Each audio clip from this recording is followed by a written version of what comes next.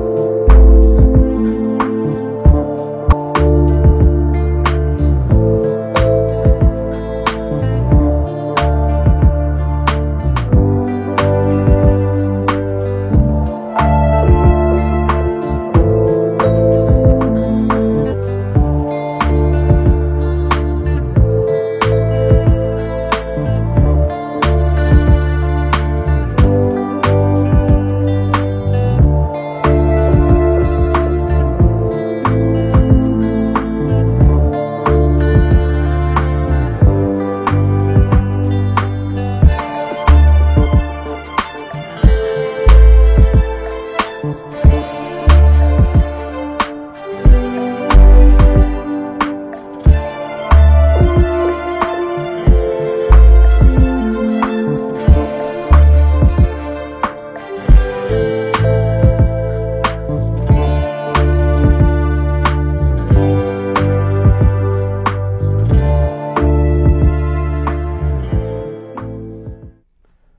right, guys, welcome back from the flight test. As it sits on the scale right now, the ProTech 25 Pusher HD version is 149.5 grams. The GEP RC Cinelog is coming in at 130 grams. So quite a bit lighter. The Cinelog 25 is quite a bit lighter. And then we also have the Beta FPV 95X. This is the V3 version, and that one's even lighter. That one's around 90 grams or close to 100 grams. Much lighter. If you want to go super light, the V3 is great. Now, we also have access to everything here ports-wise.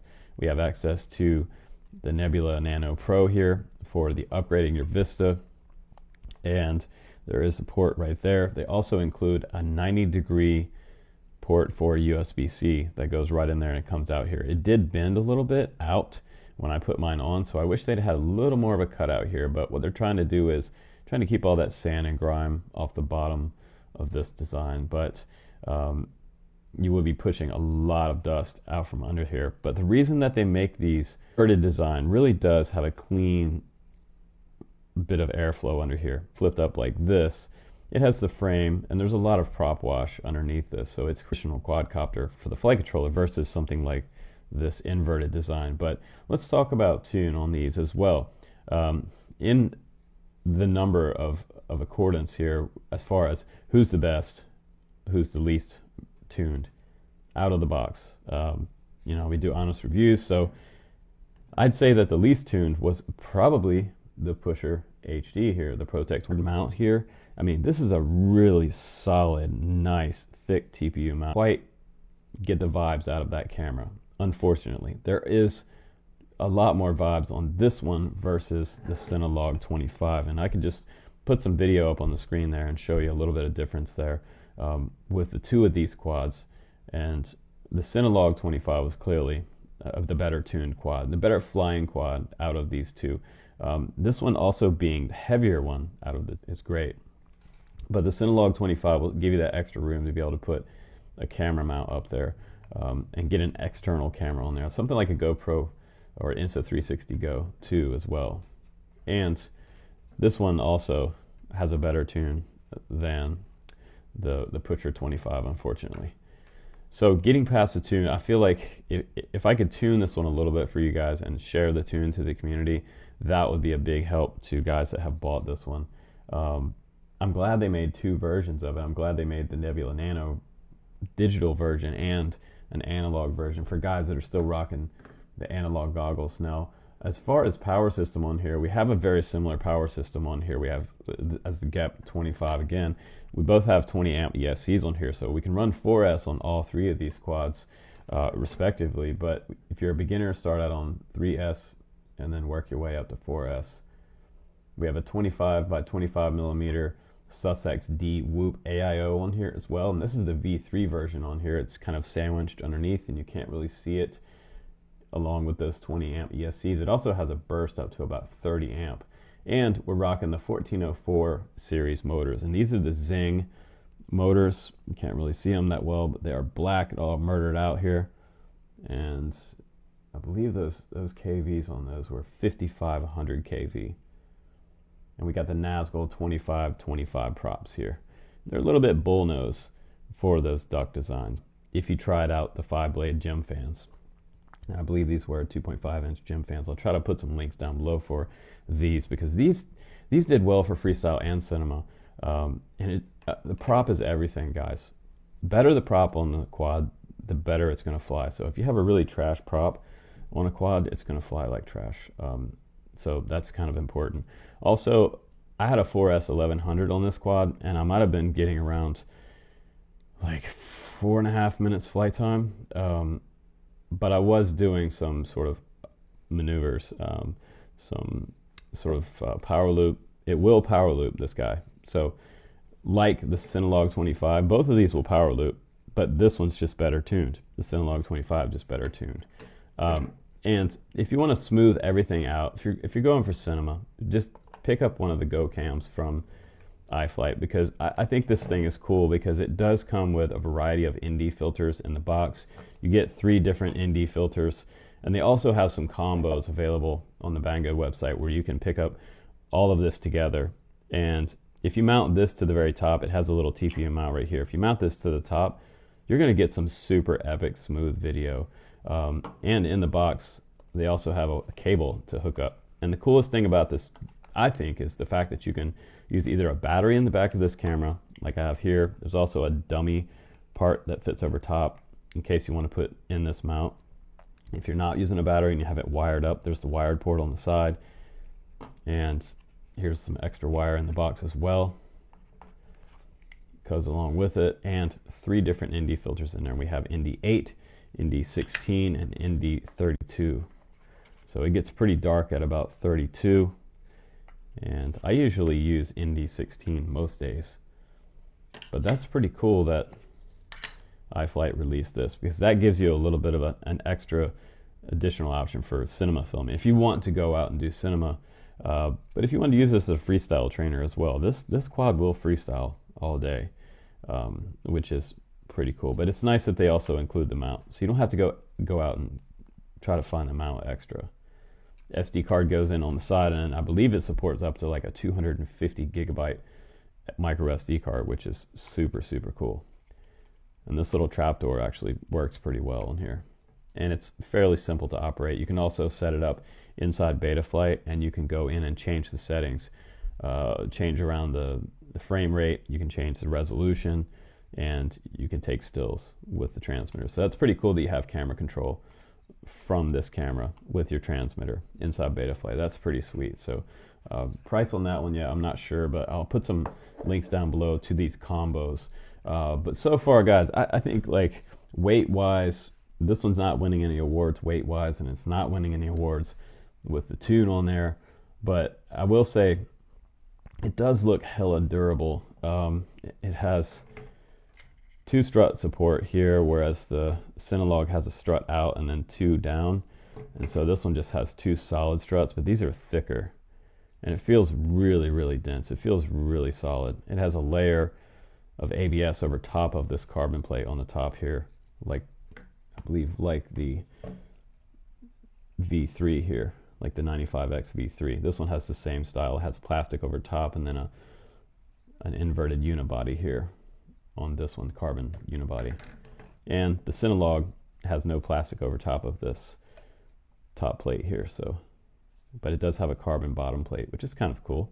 And it has beveled edges for the ducts on the Cinelog 25. So yeah, what's my favorite out of the bunch so far? Still number 1, Cinelog 25. Number 2, probably the 95X V3, and then our Pusher HD here. So I think if this one had a sweet tune on it, this one would be a huge contender for the Gep. So, but yeah, Gep just beat them out on weight and the tune that they brought out from the factory. It is nice that we have the V3 version of the Sussex D Whoop AIO on there on this one. So pretty nice, but they're all F4 flight controllers here. We're not up into F7 in this category just yet, but some nice options out there for you guys. If you want, go back and watch the video again and check out the footage. That's just raw footage, no stabilization whatsoever on this one or this one. So you can go back and watch both reviews and you will see the honest truth. It's all in the video, as I always say, guys. So you can see it for yourself right there.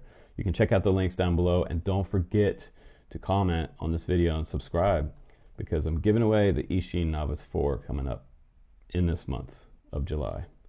Happy 4th of July, guys. If I missed talking to you, I will see you soon. I'll see you on the next one. Take care.